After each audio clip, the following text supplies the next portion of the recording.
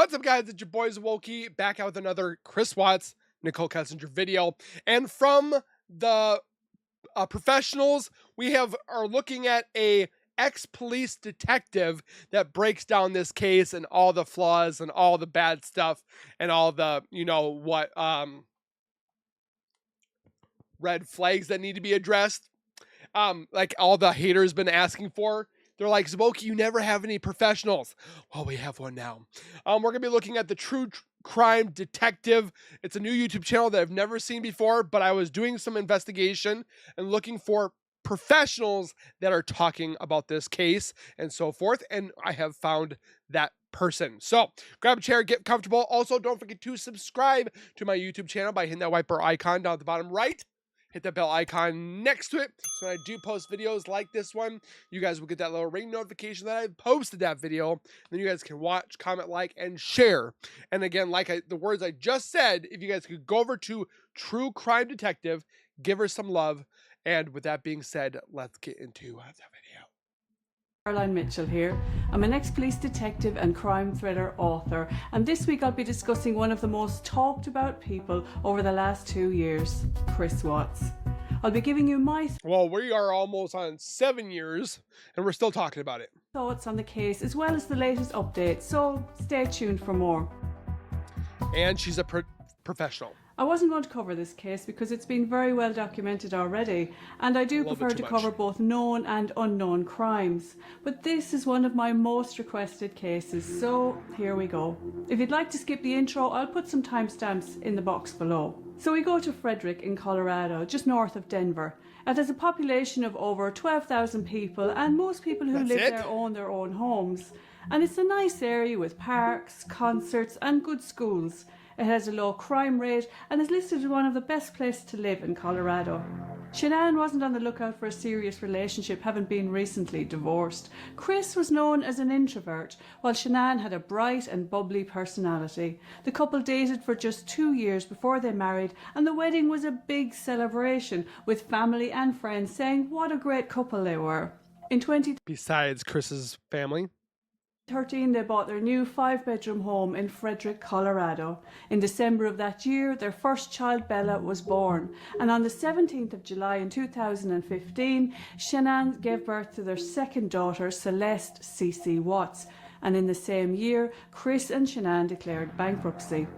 At that point, it said they had a combined income of $90,000, but they were struggling due to credit card debt, student loans, and medical bills. And their mortgage and car payments took up most of their monthly expenses, and this was not a cheap neighborhood to live in.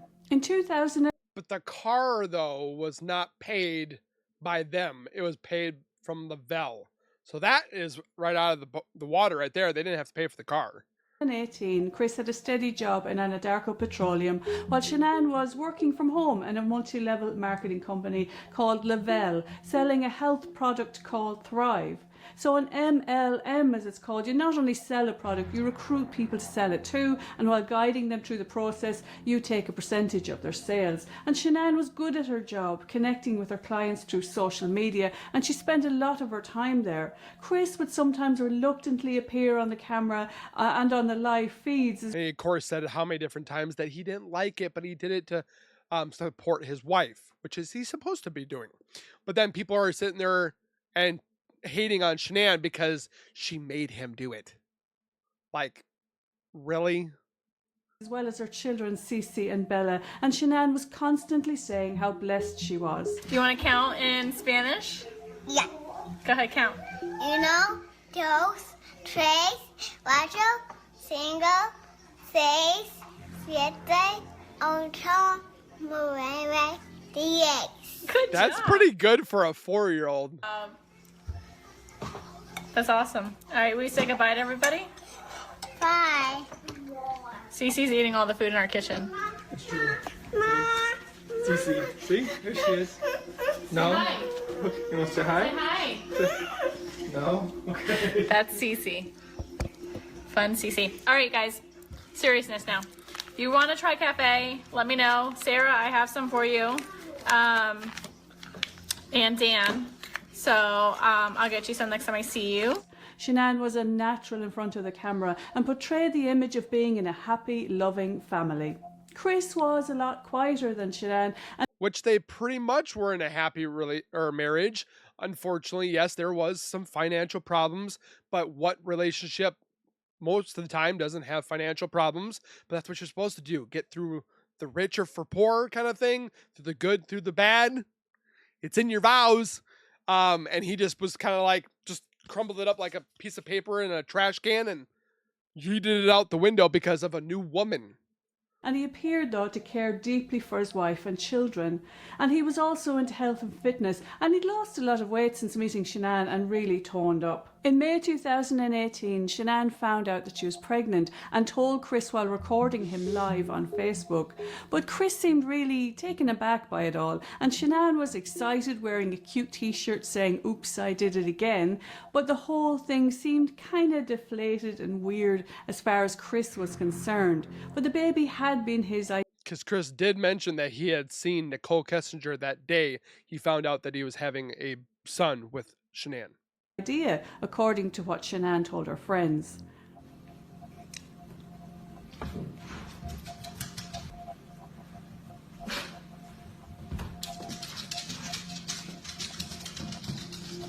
We did it again. I like that shirt. 2 months before the murders. Really? That's awesome.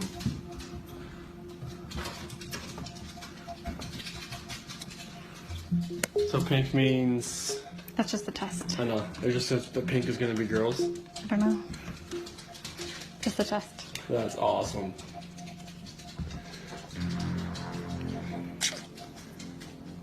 Guess when you want to, it happens. And he wanted the baby. The following month, Shanann did too, but Chris is the one that initiated the idea of having a third child. Shanann took her children on a 6-week holiday to see her family, but it was apparent that things were problematic in the relationship.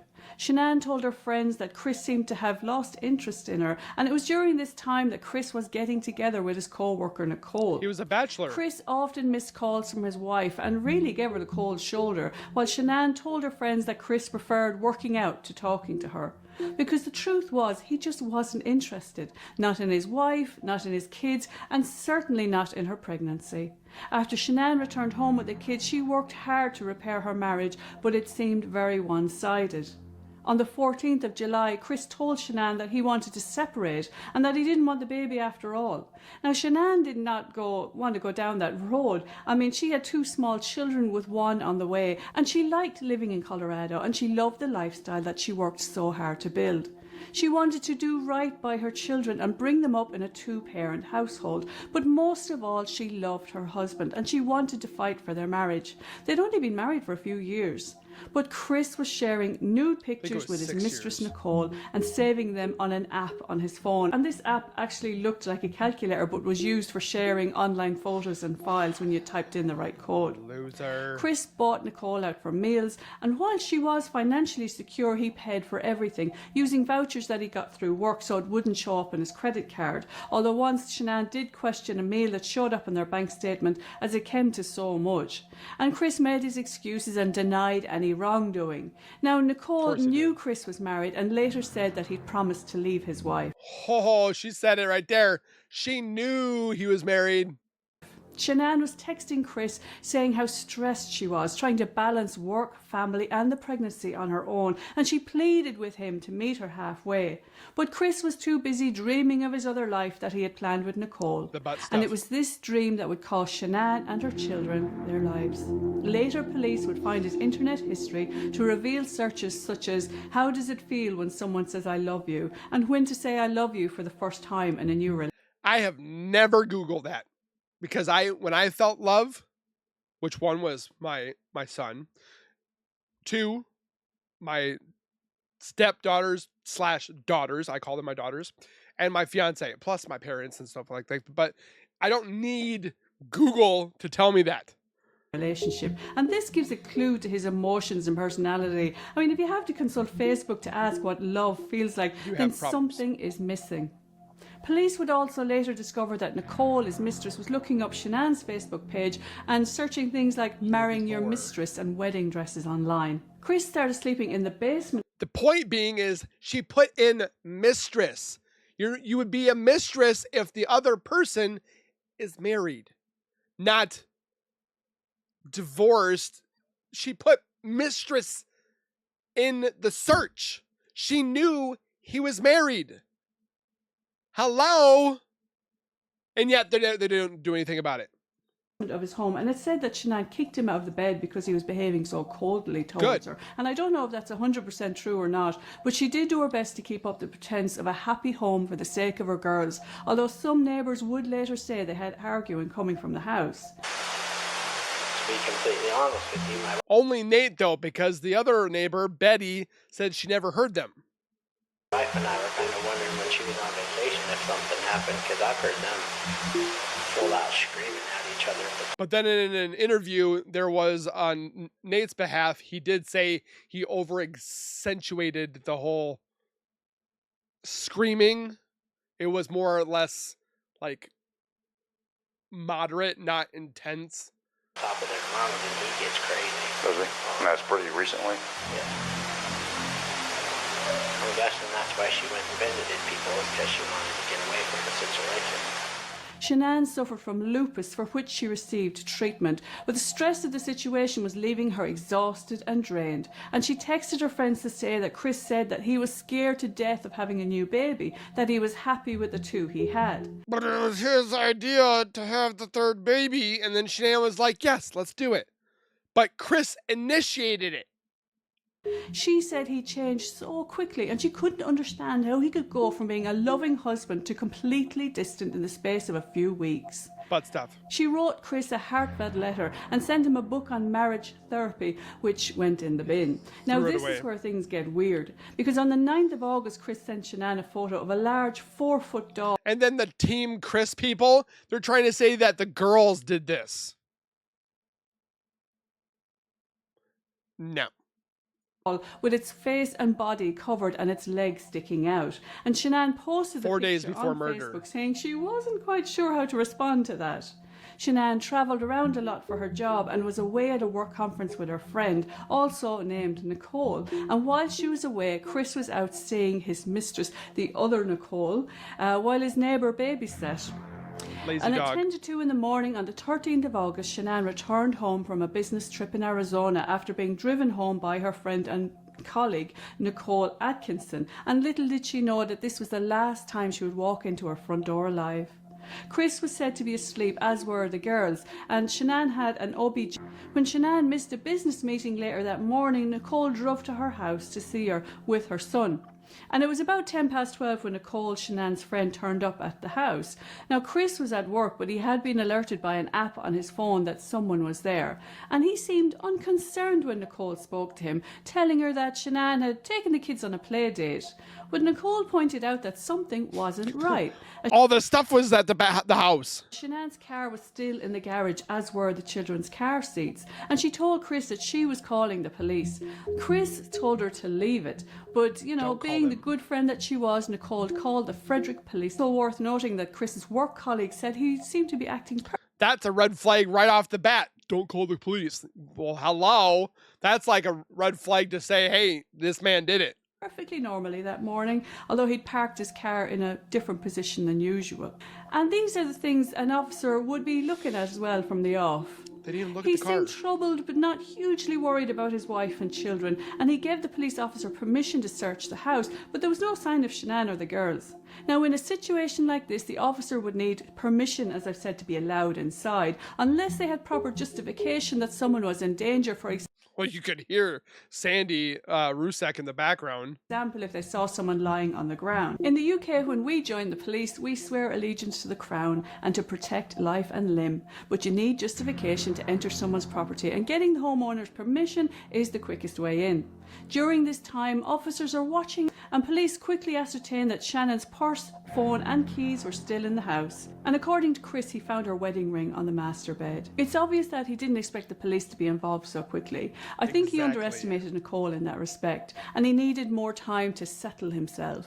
And, you know, I don't know if he had plans to go back and correct what he did that morning, but he just didn't get the chance if he did. And it's said that, you know, he wrote letters in prison saying he had no remorse at the time, but it's clear he was terrified about getting arrested, because he is so focused on what the police are going to do next and what they're doing that he's not thinking of how a normal husband and father should react. But instead he keeps giving the police sneaky glances as he listens closely to them updating the police radio. He should also be looking at the security cameras of his home to see if there's been any comings or goings when they go to the neighbour's house, and he can see... Oh, you mean the sensors that kept going off when he left? ...himself on CCTV loading up his truck. He's barely able to contain his nervousness.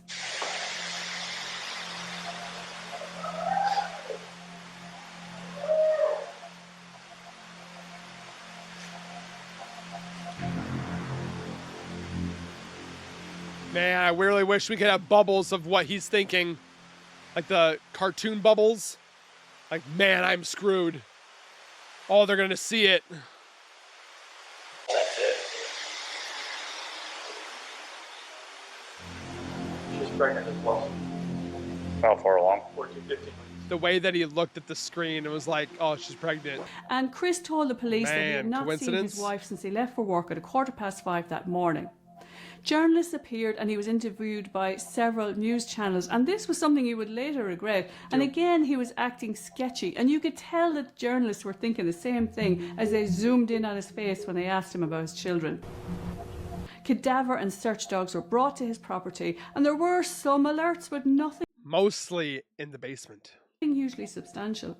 And the officers commented on how clean the place smelled and of how the sheets had been stripped from the bed. And then the officers found pillowcases and a top bedsheet in the kitchen rubbish bin next to the kitchen island, and they knew something was up. Officer Perez later said that while speaking with Chris, he showed no emotion and did not seem to respond appropriately to the situation. Chris didn't ask any questions or offer to help at any time, and his facial expressions rarely changed. However, when they did, he seemed to smile or smirk inappropriately, displaying a lack of empathy, specifically when speaking about his children. His voice remained low and even-toned, and his non-verbal cues were also very apparent. Police also reported that Chris had a tense posture. His arms were I really want to know what she says about NK. crossed the majority of the time. He lacked eye contact, and he appeared to be nervous, looking around constantly. The FBI and the Colorado Bureau of Investigation joined the next day. Another one of the police officers said that once I made contact with Christopher, he did not ask me if I'd been calling because I had any information concerning his missing wife and daughters, or if I was calling because they'd been found. They also discovered that Chris had deleted his Facebook page before his family died. After Shanann's disappearance, her mother told officers that she and her husband believed that her daughter and granddaughter's disappearance involved foul play, and she believed that her son-in-law was involved in the disappearance. She already knew. She stated that Christopher was acting weird and out of the ordinary. She said he was telling people that he had to go to work, and that didn't seem right. And she felt that he was going out to pour oil on the bodies to dispose of them somewhere. One anonymous psychic actually said that the incident happened between 2 and 5 a.m, that Shannon was strangled and that her daughter suffocated and there was no bloodshed. And then they said that they were moved by truck to a wooded area nearby, that there was a feeling of being underwater, and that they had a vision of each girl being wrapped up in a blanket after death. And there was that boy at the party of the Lindstroms that said he just sees them in a hole. And, you know, they got a couple of details wrong, but that's a pretty chilling vision, don't you think? Yes. Now, I've seen all sorts of wild theories online. I've watched some videos which stated that Nichol, Chris's mistress, actually helped him load their bodies into the truck. And they managed to pull out this really blurry, pixelated image which they claimed was of a ponytail, but I didn't see anything. Because I don't believe she was involved. And you know how I know that Chris didn't have help that day? Because had a second person been involved, they would have handled it way better than he did. I mean, it's hard to believe just how badly he handled it. The GPS coordinates on his truck brought officers to the exact location of the burial site where he worked. he did have several long conversations with Nichol, his mistress, sometime after the crime, and it's highly possible that maybe he did confess it after it happened. But had the police been able to prove Nichol Kessinger's involvement, then she would have been prosecuted for helping him cover it up. So while her behaviour was maybe inappropriate, I don't believe she was involved. So what about the police interview? Well, Chris was brought to the police station and he agreed to a voluntary interview. And in the UK, these are commonplace. There's no arrest made, but the person involved is cautioned and told they are entitled to a lawyer. And I'm surprised that he didn't take legal advice, given the I'm surprised that too. of the case. But a lot of people don't, because they're scared it'll make them look guilty. And I imagine Chris thought that if he continued with his story that he hadn't seen his wife or children, that everything would be okay. And I was going to get away with it. You only need suspicion of involvement in a crime to arrest someone, which is why we say, I'm arresting you on suspicion of, and so forth. So can't you arrest Nichol on suspicion for possibly helping? Voluntary or involuntary? But people are more likely to talk in a more informal setting. And here in the UK, if anyone confesses to a crime during an informal interview, you then have to pause everything, place them under arrest, reiterate the caution, and then progress. And of course, give them the opportunity to have legal representation. I loved interviewing when I was in the police, and I went through different tiers of training to improve. I've worked in several different departments over the years, but when I left, I was part of DAS, and that's the Domestic Abuse Safeguarding Team, and we worked really hard to protect victims of stalkers too.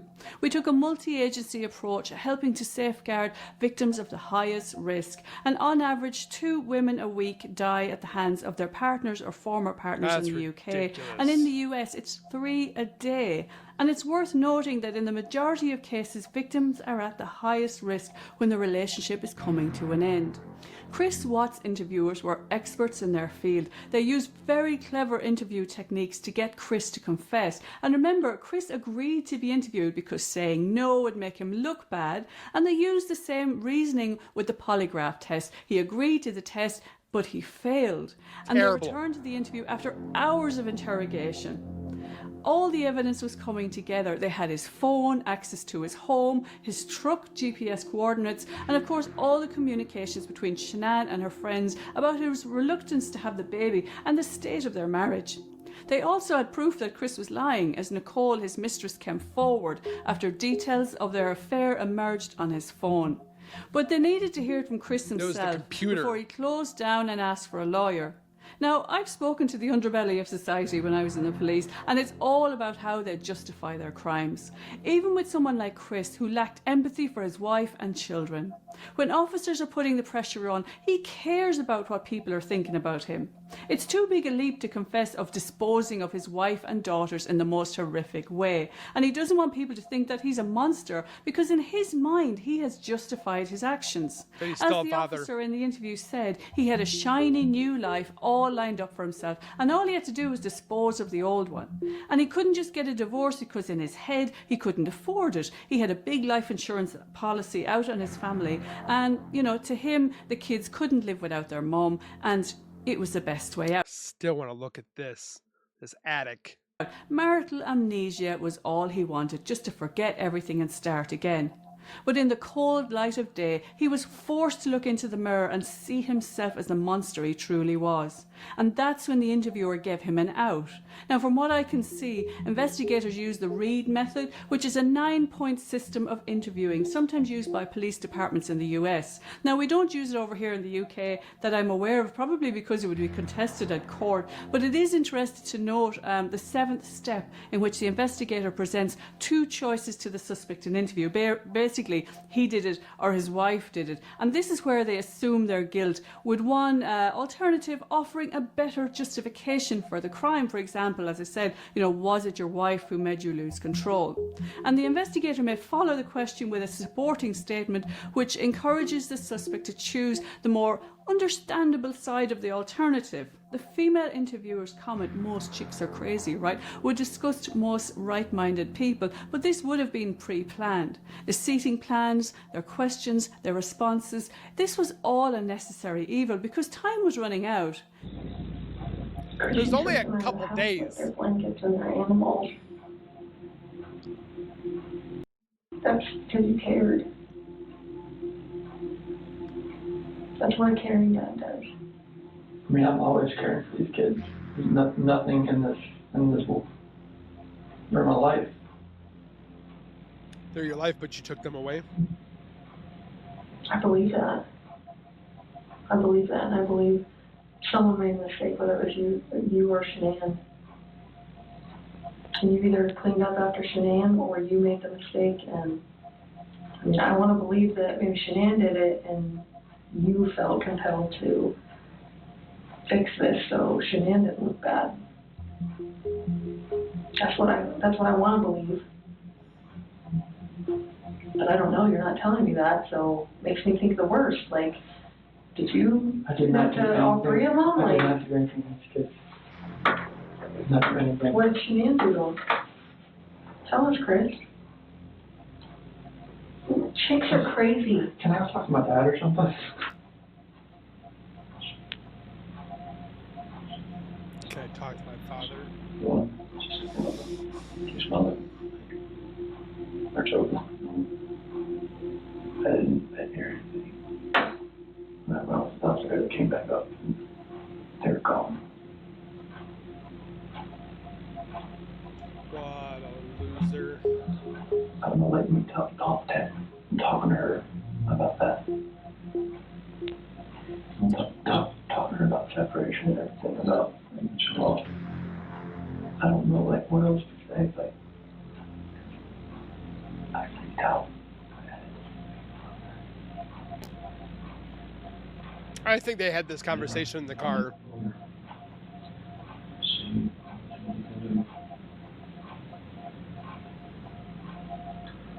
Range.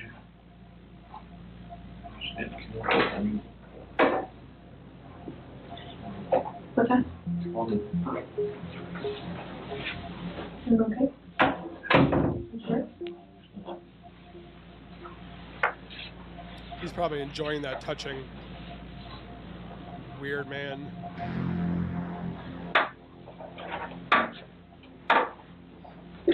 Good cop, bad cop. That's pretty much how they were playing it.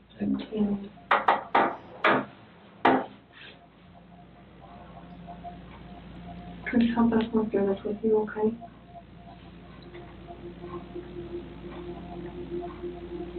Will you tell us what you told your dad? The show of empathy was set up to make him comfortable enough to get him to tell the truth, which is why Chris Watts jumped on it. And, you know, he knew he was cornered, but blaming his wife for his daughter's murders helped him to move away from the harsh spotlight that he had been. He still would have got life in prison for Shanann and the baby. He did it out of, what'd they say, rage because she had murdered the girls. What a cop-out. Put under. He was a good guy, really. He just snapped. At least that's what he wanted to portray. His father was then called in to ease the passage of the confession, and the officers would have been in another room listening in. Now, when I was in the police, this wasn't really how we did things, but different departments have different protocols, and I'm glad that they were able to in this case. The presence of Chris's father helped him to confess, but officers would have been watching and listening. And the second Watt's father suggested a lawyer, this is when the officers stepped in. Now, please don't think this is devious, because you've got to remember what this guy did. He could have let his family go. He could have divorced his wife. He could have even asked for help. Chris confessed to strangling his pregnant wife, saying that he had flown into a rage. He did the one thing that you're not supposed to do. He could have chose all different forms of separation, divorce, fighting for the man. He could have done anything. And he chose the one thing that you should not do.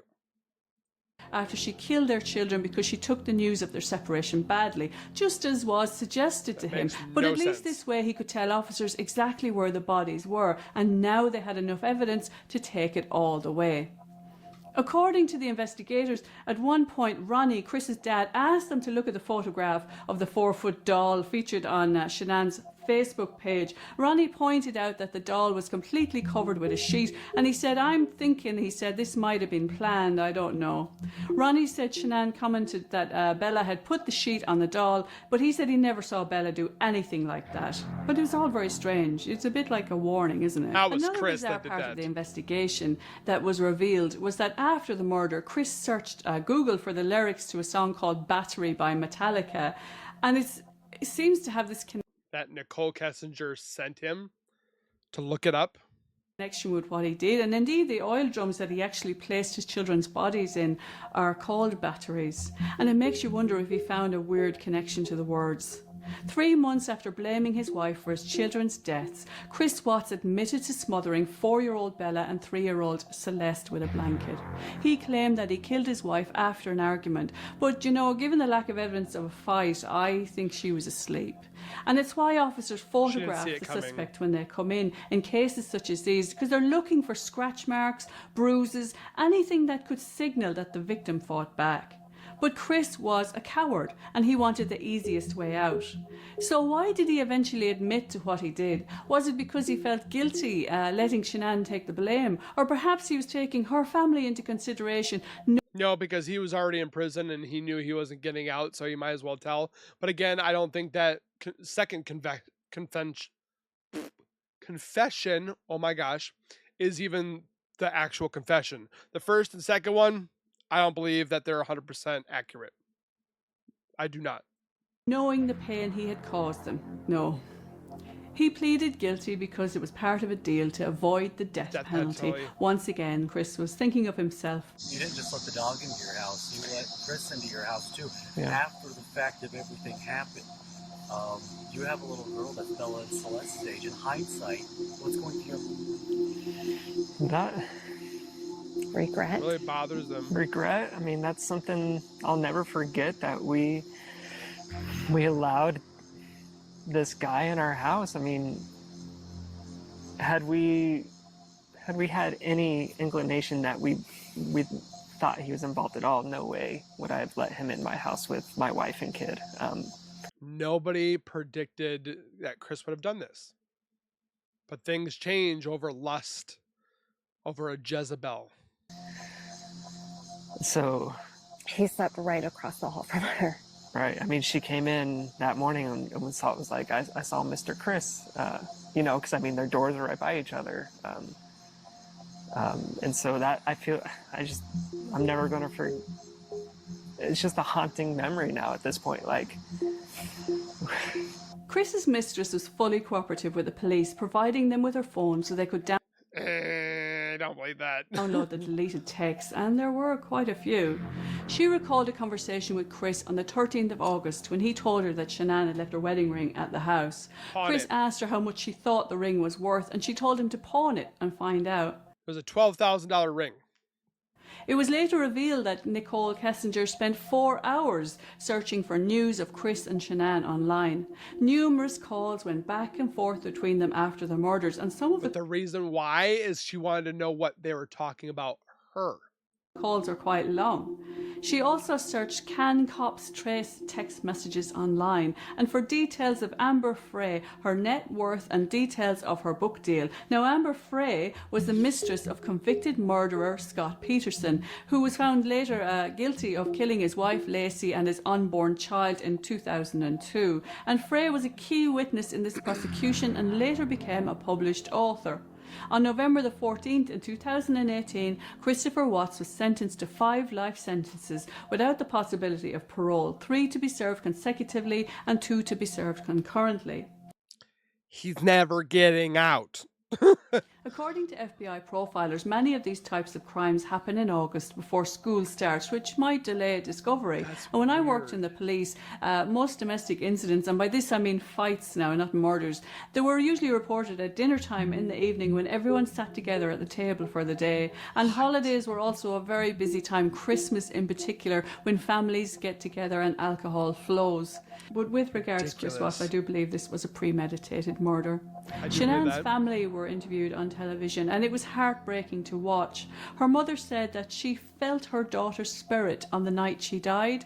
She said she woke up the whole house and said that something was wrong with Shanann, and that she felt the presence of her daughter, telling her mother that she loved her and that she was at peace. And she also said she spoke to Bella, who said she could go to Walt Disney World anytime she wanted. According to the Denver Post, lead Frederick police detective Dave Baumhover had suffered from PTSD since the case, likening it to a bad fairground ride that he couldn't get off. Colorado Bureau investigator agent Tammy Lee told the Denver Post that once she broke down in the hairdresser's sobbing because she felt like she knew the family. I've watched Shanann's Facebook videos, and she had a lovely way of bringing you into her family, of talking directly to the camera in a way that it felt like she was your friend. And as a woman who works hard to support her children, I certainly felt a connection to her. And it's hard to comprehend, what would happen when you're watching the family online. And Chris's parents, Cindy and Ronnie, tried to collect the life insurance money, which basically became available because their son murdered his family. They got some of it. They didn't get all of it, but they got some. But Chris left it in Shanann's estate. Both Shanann's parents and Chris's parents went to court to fight for the money, and in the end the money was given to lawyers to distribute. But where it went wasn't a matter of public record. It should have went to all of it to the Ruseks. And neither family has commented on it. Shanann's parents won a civil wrongful death lawsuit against Chris Watts to the tune of $6 million as well, although it's unlikely they'll see it given Chris is spending the rest of his life in prison. The bank foreclosed on the Watts family home, and it was valued at $645,000, but they were, to date, they've been unable to sell it. I mean, who'd want to live in such a home? And even if you bought it at a heavily discounted price, it's unlikely they'd ever be able to sell it again. Not to know what happened in there. So what happened to Nichol Kessinger? Well, as you can imagine, she received a huge amount of hatred and abuse. According to allthat'sinteresting.com, it said she started a new job and is in witness protection. Now, she was an independent, intelligent woman who graduated from the Colorado State University in 2013 with a Bachelor of Science. And she also had an Associate of Science. So there's no hard evidence to suggest that Nichol knew of Chris's plans. See, this thing right here is a mount for a camera. And I'm sure she would advise them to get legal advice at the very least if she did. Nichol Kessinger turned out to have information that I can best describe as being a bombshell, said County District Attorney Michael Rourke. But there were other women. There was no bombshell. Who did know what Chris did and said they didn't care. They said they loved him regardless. One of them even told him about their own daughter, while at the same time saying that she didn't care what he did because she loved him so much. But none of these women have ever met Chris Watts. And this was some of the fan mail he received in jail. Now, look at this. Team Chris. Chris is innocent. Team love him. So cute. Hashtag vomit. Hashtag gross. Hashtag butt stuff. This kind of behaviour has got a name. It's called hybristophilia, and I have spoken about it in previous. There's a name for it? So much. But none of these women have ever met Chris Watts. And this was some of the fan mail he received in jail. Now, this kind of behaviour has got a name. It's called hybristophilia, and I have spoken. Hybristophilia? That's gross. About it in previous true crime episodes. But there are other people too who contacted Chris with a view to getting more information from him. But I don't want to talk about them, and I don't want to talk about Chris's supporters or the people who so viciously victim blame Shanann and her family. Amen, they have been sister. through enough, and my heart goes out to them.